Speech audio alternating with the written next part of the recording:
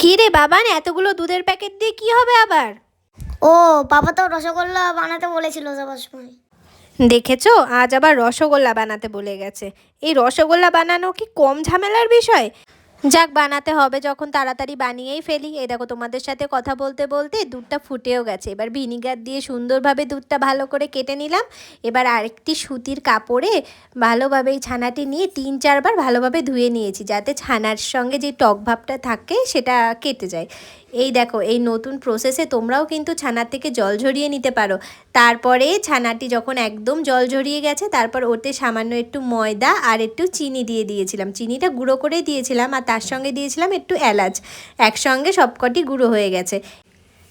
এবার ভালোভাবে হাত দিয়ে ডলে ডলে যখন একদম হাতের থেকে লেগে আসবে, মানে থালার থেকে লেগে আসবে, তখন এক একটা করে গোল গোল করে রসগোল্লা বানিয়ে নেব।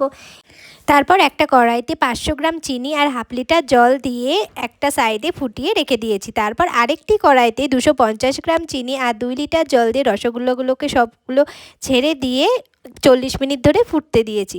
আর 40 মিনিট পর ফুটে গেলেই রসের মধ্যে যে রসটি সাইডে রেখে দিয়েছিলাম ওর ভেতরে রেখে দিলেই হয়ে গেল রসগোল্লা। তাহলে একদিন তোমরাও বানিয়ে খেয়ে দেখো, আর কেমন লাগলো জানিও নিশ্চয়ই।